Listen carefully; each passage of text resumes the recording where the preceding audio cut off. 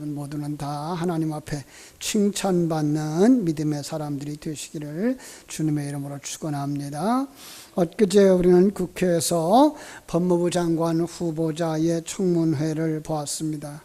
자, 그들을 보면서 또 그들에게 반응하는 이들의 모습을 보면서 사람들이 한 두 종류로 나누어지더라고요. 뭐 세 종류라고도 말할 수가 있겠습니다만은 하나는 그에 대한 철저한 믿음을 가지고 있는 사람들이 있더라고요.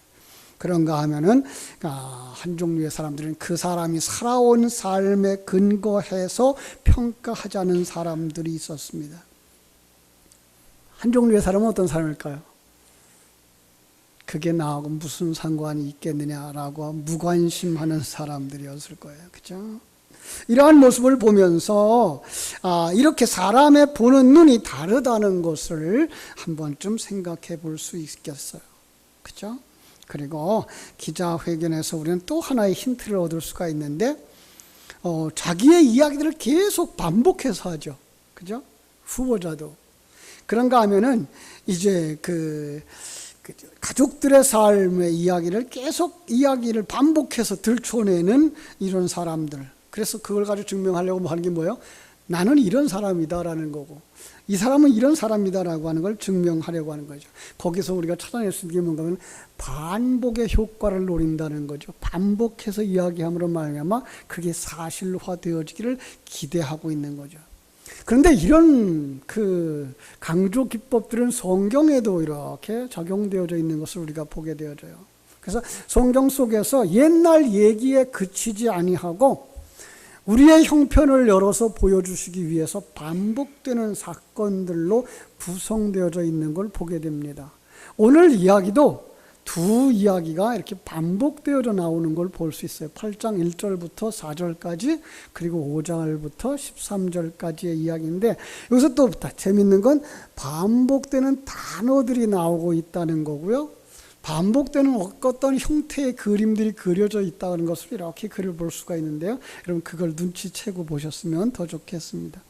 한번 1절을 볼게요. 1절에 보니까 뭐라고 되어 있는가? 예수께서 산에서 내려오시니라는 단어가 있어요. 여러분 산에서 내려오는 그림, 그러면 구약 성경에도 그러한 그림이 있다는 걸 생각해 볼 수 있죠?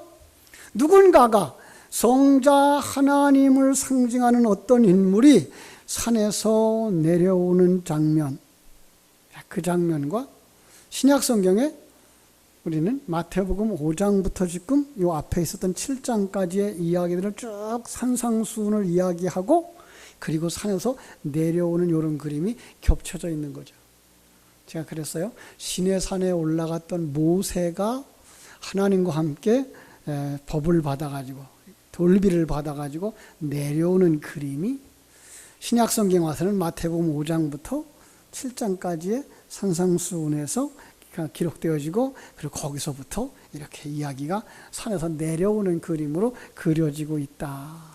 여러분 그러면은 시내산에서 내려오는 그 그림, 내려올 때 그 바탕이 어떤 바탕이었는지 그리고 지금 예수님이 산상수훈을 마치고 내려왔을 때 그 상황이 어떤 건지 반복해서 이렇게 우리에게 보여주고 있다는 걸 대강 짐작하실 수가 있죠? 그렇습니다. 오늘 말씀은 이렇게 둘을 한번 겹쳐놓고 봤으면 좋겠어요. 그 이야기를 출애굽기 32장에 가면 볼 수 있거든요. 모세가 산에서 내려오는데 그가 내려옴이 더딘 걸 보고 백성들이 아론을 향하여 불평을 합니다. 우리를 위해서 신을 만들라는 거예요. 모세가 어떻게 되었는지 알 수가 없다는 거예요. 아론이 그들의 손에서 금고리를 받아요. 금부치를 받아서 금송아지 우상을 만드는 사건이 벌어집니다.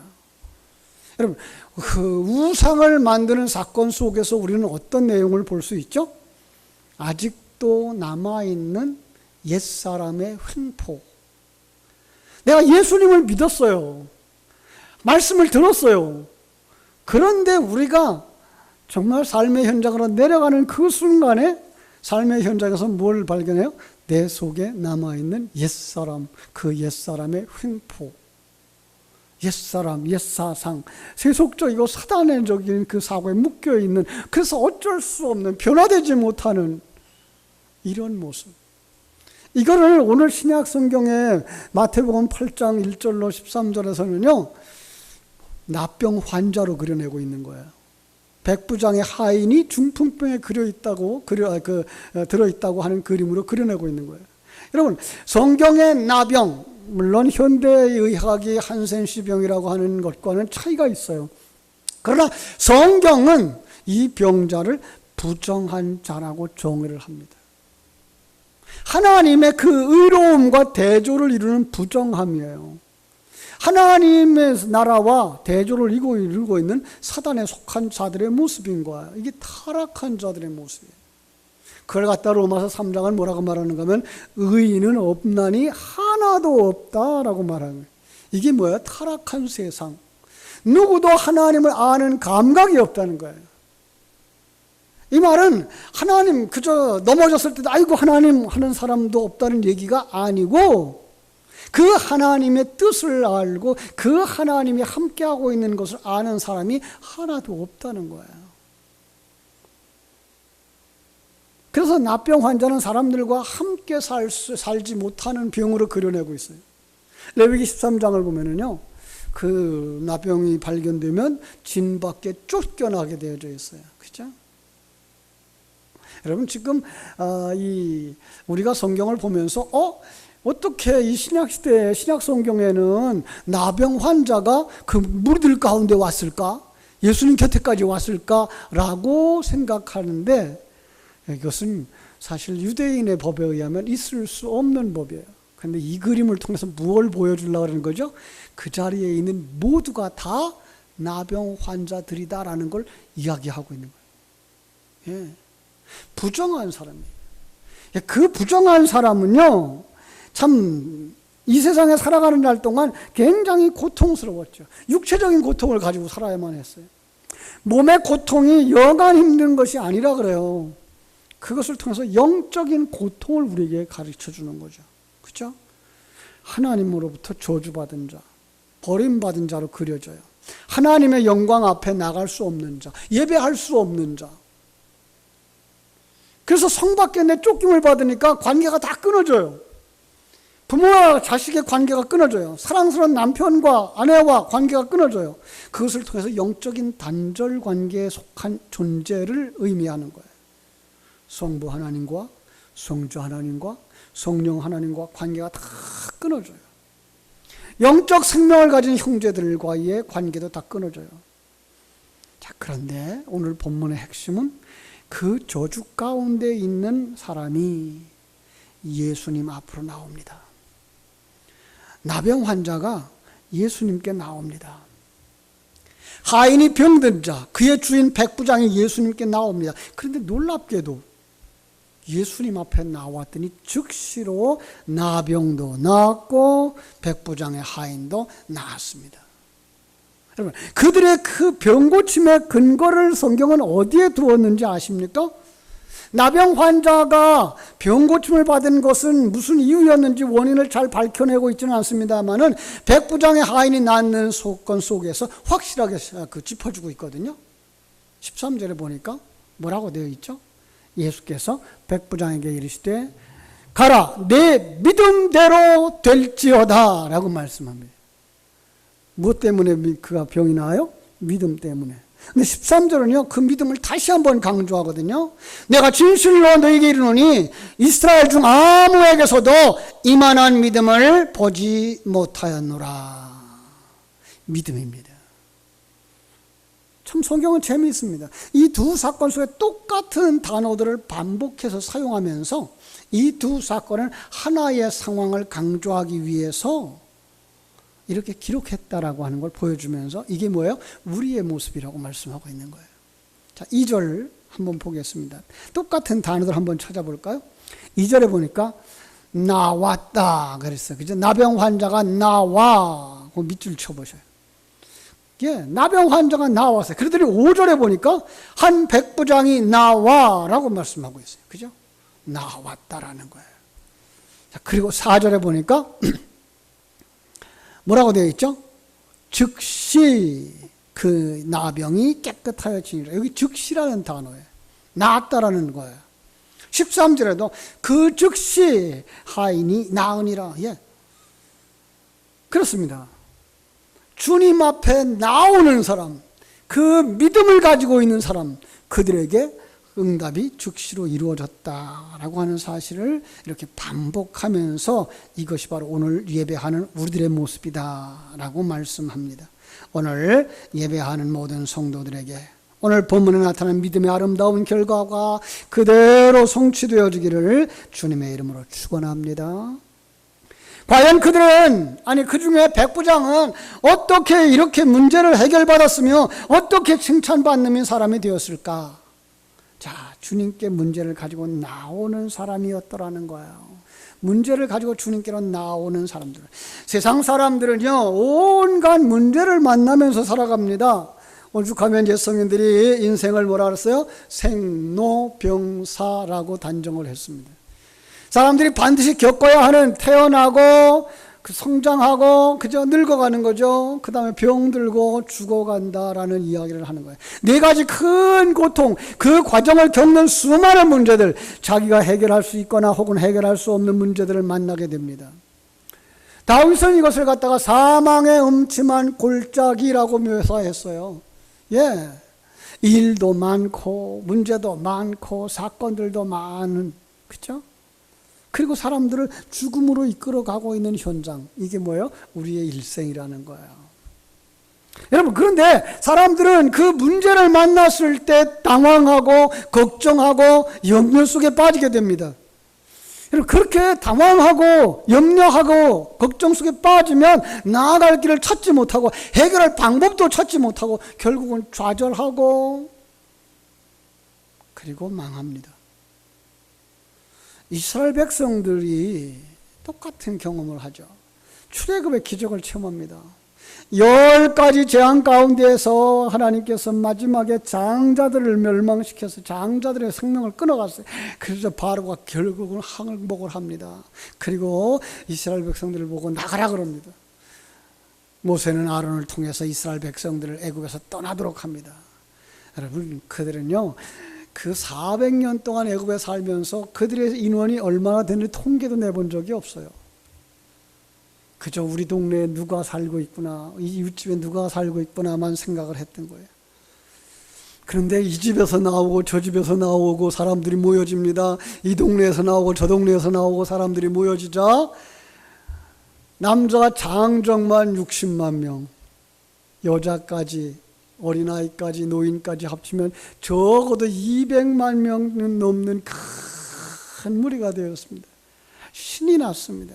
소리치면서 달려갑니다. 춤을 추면서 달려갑니다. 그러다가 그들이 홍해 앞에 도착했을 때 그들은 위기인 것을 알게 됩니다.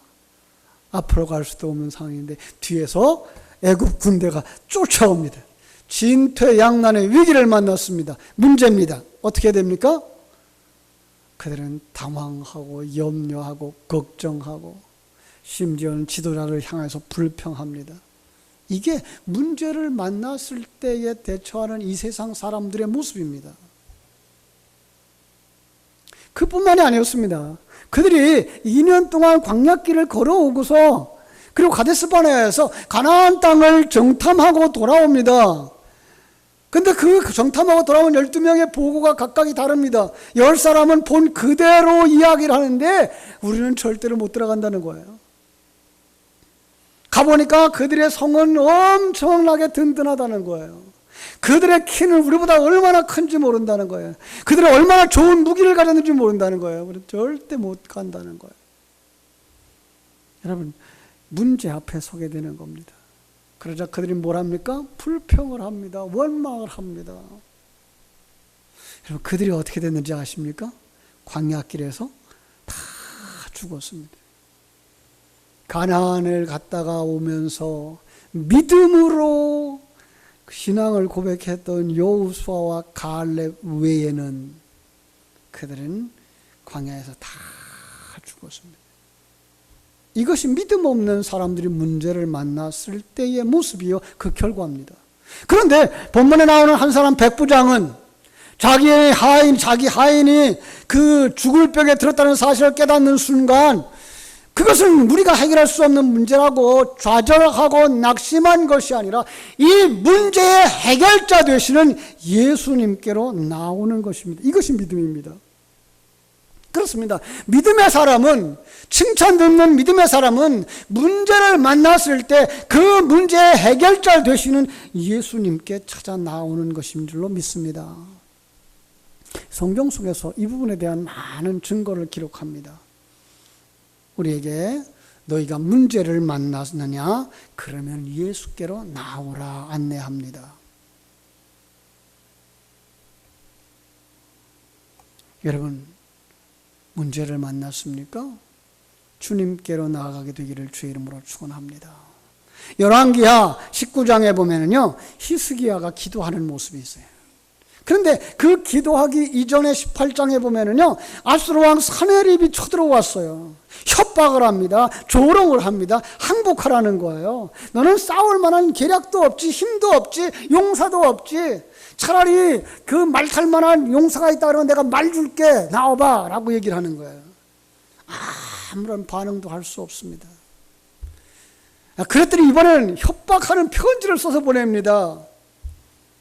최후 통첩입니다. 히스기야가 그 최후 통첩으로 온 그 편지를 들고 어디로 갔을까요? 하나님 앞으로 나아갑니다. 예. 여호와의 성전으로 나아갑니다. 그리고 하나님 앞에 내려놓고 사정을 이야기합니다. 어떻게 됐을까요? 하나님의 응답이 왔습니다. 하나님의 선지자 이사야를 통해서 말씀합니다. 네가 기도하는 것을 내가 들었노라. 아수르를 내가 물리쳐 주겠노라. 여러분, 그 밤에 아수르 왕 사네립은요, 같이 왔던 18만 5천 명 군사들과 함께 죽습니다. 사랑하는 여러분, 염려가 있습니까? 문제가 있습니까? 그 문제와 염려를 가지고 주님께 나오기를 주님의 이름으로 축원합니다. 우리 주님께서 이렇게 말씀하십니다. 아무것도 염려하지 말고 오직 모든 일에 기도와 간구로 너의 구할 것을 감사함으로 하나님께 아뢰라. 그리하면 모든 지각에 뛰어난 하나님의 평강이 그리스도 예수 안에서 너의 마음과 생각을 지키시리라. 믿습니까? 두 번째로 그가 받았던 칭찬을 받았던 이유는요, 말씀의 능력을 믿었던 것입니다. 여러분, 하나님의 말씀의 능력을 믿으십니까? 기독교의 특징이 무엇입니까? 믿음입니다. 기독교 그러면 말씀의 종교라고 하는 것 누구나 다 압니다. 기독교 신앙에서 하나님의 말씀처럼 중요한 것은 없습니다. 그래서 하나님의 사람들은 다 성경책을 가지고 있습니다. 아니, 성경책은 그래서 세계의 그 베스트셀러로 지금 꼽혀가고 있습니다. 여러분, 그런데 요 몇 년 사이에 사람들이 말씀에서부터 멀어져 갑니다. 기독교가 점점 미심화되어져 가고 말씀을 소홀히 여깁니다. 기복주의로 기울어져 가면서 상급에 관심이 있고 선물에 관심이 집중되어져 갑니다. 과거 교회 행사 그러면 유치부 어린이들이 나와서 성경 구절 암송하는 것이 아주 예쁜 모습이었어요. 유초등부 학생들이 나와서 성경을 한 장씩 쫙 암송합니다.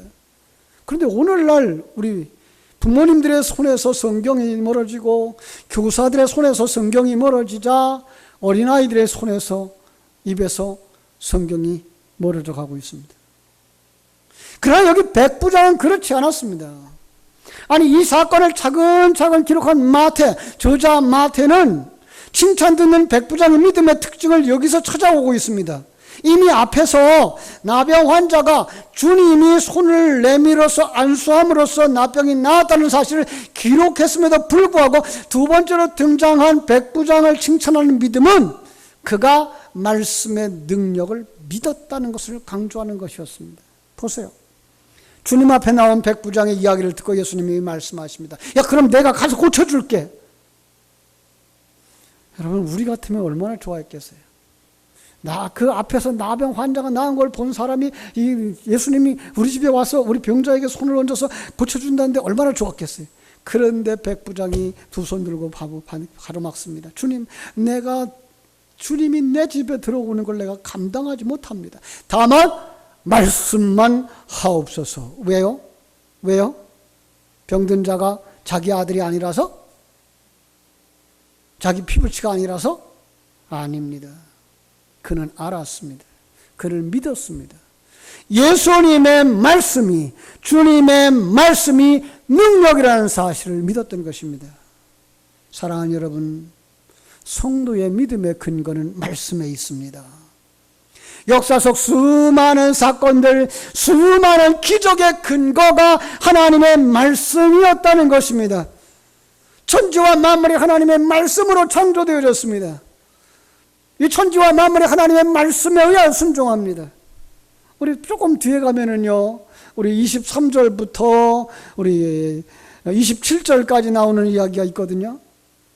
예수님의 제자들이 예수님을 모시고 배를 타고 바다를 건너갑니다. 그런데 그때 예수님과 참 같이 가는 그들, 오늘날처럼 일기예보가 없었어요. 그때는, 그죠? 배 타고 육지를 떠나서 한참 가는데 태풍이 불어옵니다. 엊그제 왔던 그런 태풍은 아니겠지만, 여러분, 태풍이 얼마나 무서운지 여러분 아십니까? 저도 바닷가에 살았던 사람입니다. 그래서 그 바람, 태풍 때문에 어머니와 누나가 돌아가신 줄 알았어요. 근데 그 강화도 쪽에서부터 어디까지 떠내려왔는가 하면 인천까지 떠내려와가지고 어느 날 여객선 타고 돌아오시더라고요. 그런가 하면 물건을 싣고 인천까지 내려오는데 그 파도가 얼마나 센지 옷이 다 버릴 정도예요. 이번에도 보니까 태풍이 얼마나 센지 길가에 나무가 다 쓰러지고 심지어는 교회 철탑도 무너지고 얼마나 용감한지 몰라요, 사람들이요. 그 지붕이 날아가는데 그 지붕 날아간다고 그 지붕 날아가는 걸 손으로 붙잡고 있다가 어떻게 됐어요? 다쳐요.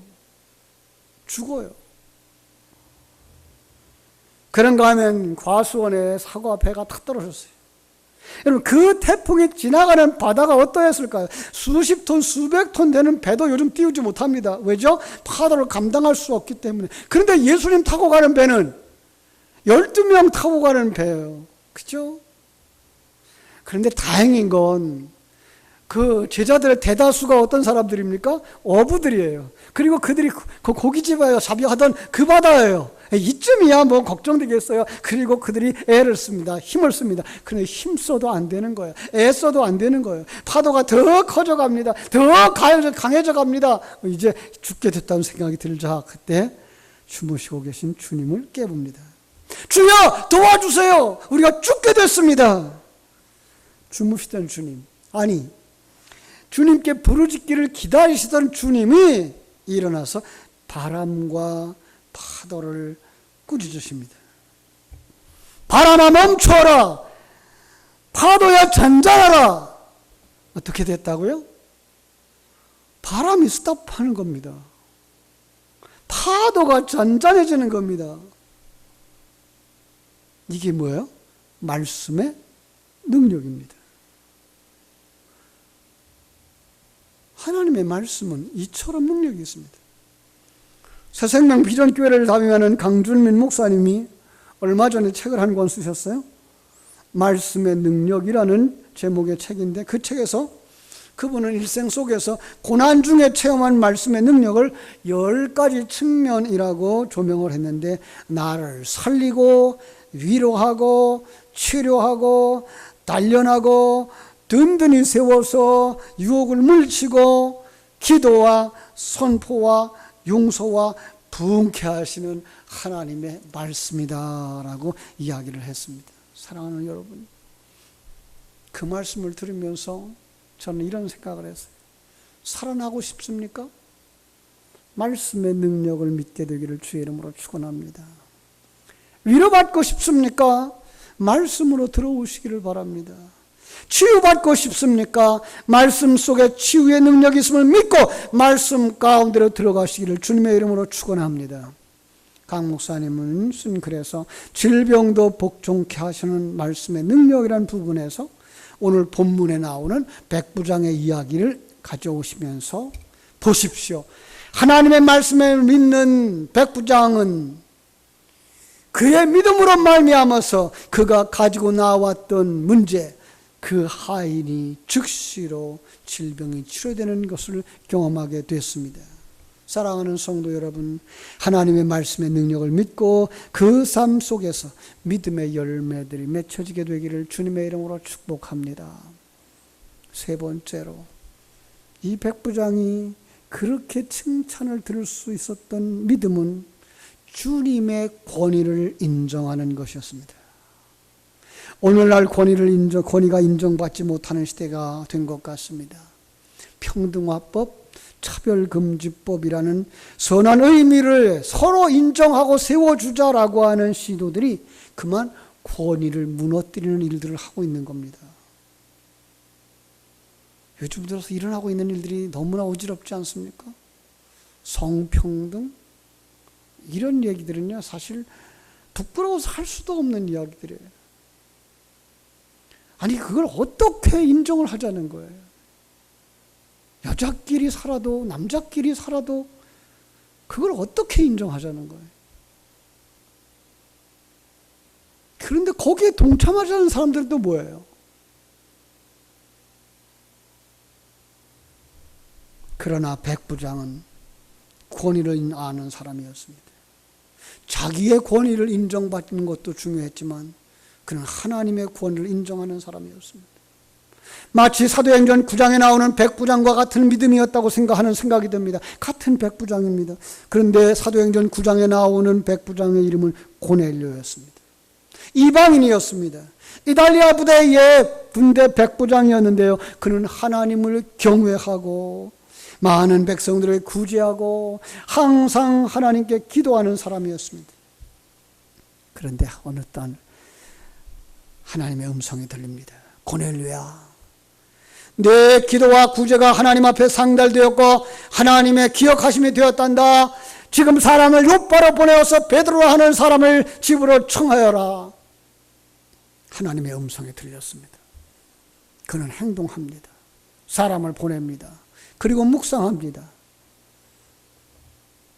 어떤 분이시기에 집으로 청하라고 하는가? 그리고 그가 기도했던 내용들을 묵상합니다. 그가 신앙생활 중에 답을 찾지 못했던 부분들을 생각합니다. 하나님이 하나님의 사람을 통해서 내게 말씀을 주시려는가 보다.